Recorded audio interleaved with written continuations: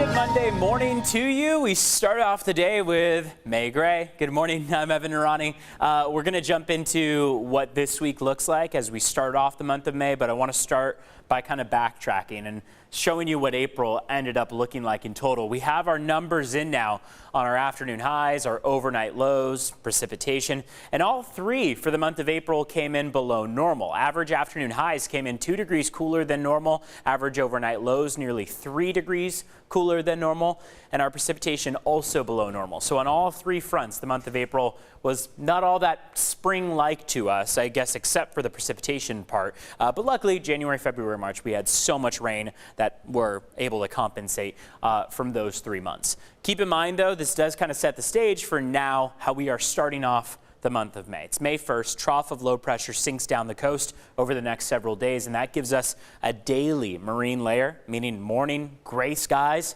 overcast, a bit of drizzle associated with it, some light rain in some cases. And then it all culminates to Thursday. Thursday is going to be the day of widespread rain in the forecast. Not going to be heavy necessarily, but we do have the threat of more moderate showers in the mix. A couple tenths of an inch in total is what we're looking at. So this makes its arrival into Thursday. Thursday afternoon and evening, it starts to exit to our east, leaves us with a few remaining showers into early Friday. But otherwise, what we're looking at is Friday, Saturday, Sunday, a drying trend, thanks to this, a building ridge of high pressure. It's going to be very brief, and you see how minimal that climb, that actual ridging is.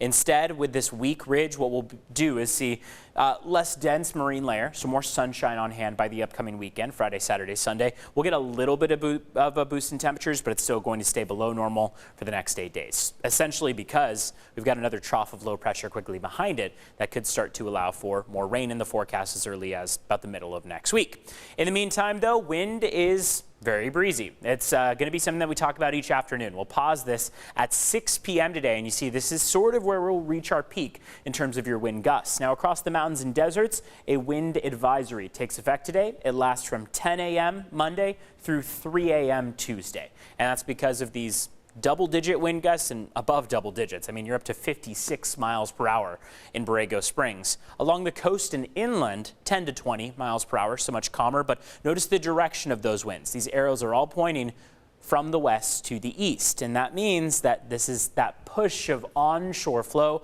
dense cloud cover each morning and night. And in some cases, those clouds are willing to drop a little bit of rain on us. So that's what we'll see each morning to come.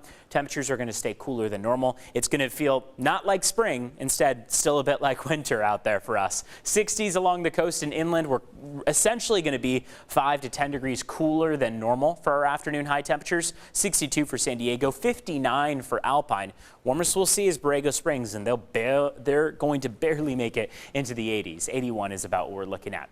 On the 8-day forecast, temperatures across the board for the next 8 days are below normal. Our best opportunity for widespread accumulating rain is going to be this upcoming Thursday. It's going to be more moderate, not heavy, but does present the chance for maybe a few thunderstorms to squeeze out.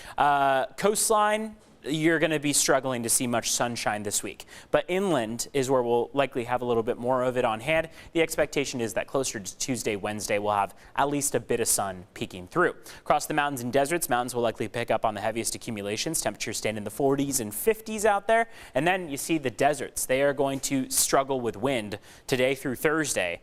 Likely minimal amounts coming in for Borrego Springs, Ocotillo Wells, for example, as we head into that rain event on Thursday, just because deserts notoriously stay very dry during these types of events because of how weak they are.